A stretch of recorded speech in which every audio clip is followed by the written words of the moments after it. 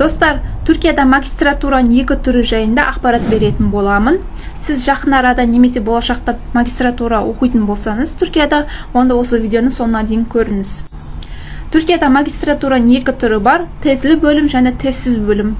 Мен Түркияға алғаш келген уақытта тезлі бөлім грантқа оқуға түскен болатынмын.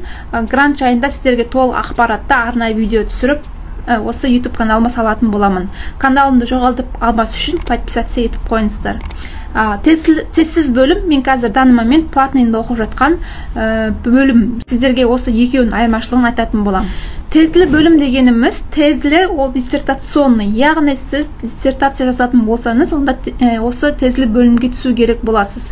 Ол жерде 2 жыл оқисыз стандарт бойынша, яғни 1 жыл сабақ оқисыз, 1 жыл диссертация жазасыз профессорыңызбен бірге.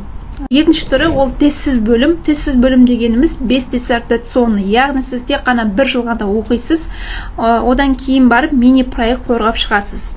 Уақыт жағынан келетін болсақ, яғни күндізгі бөлімде көбінесе тезлі бөлімдер оқиды, кешкі бөлімде тезсіз бөлімдер оқиды. Енді документ жағынан келетін болсақ, тезлі бөлімге загранпаспорт, бакалаврдың дипломы, одан кейін бар томер сертификаты, J1 болу керек, емтихан, кей университетте сұрайды, кей университет сұрамайды. Одан кейін ALES, яғни ол емтихан, именно магистратураға түсуге арналған емтихан. Егер сіздер түркше білмейтін болсаңыздар, сіздерді кейбір университет сразу қабылдап алады, одан кейін өздерін томеріне жаздырып, сол жерде 1 жыл оқып, томер сертификатын алып шыққаннан кейін универге апарып беріп, магистратураңызды жалғастырсаңыз болады.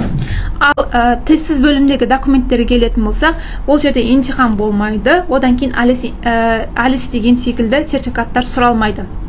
Бірақ загранпаспорт, бакалаврдың дипломы, одан кейін барып томер сертификаты міндетті түрде болу керек.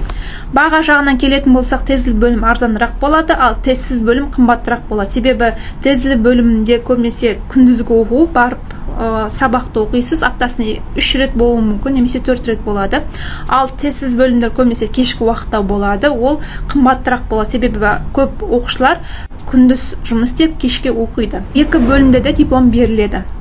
Тек қана бір айырмашылық бар. Екеуінің, мысалы сіз болашақта академикалық жолмен жүретін болсаңыз, докторантура оқитын болсаңыз, онда тезлі бөлімде оқу керек боласыз. Одан бөлек достар, тезлі бөлімде көбінесе өзінің бөлімде оқыған адамдарды қабылдайды, немесе ұқсас мамандықтарда оқыған адамдар оқуға түсе алады. Ал тезсіз бөлімге көп жағдайда басқа мамандықтарда оқуға түсе алады. Мысалы, мен өзім туризм мамандығын бітірдім, данный момент түрік тілі бөлімінде оқып жатырмын.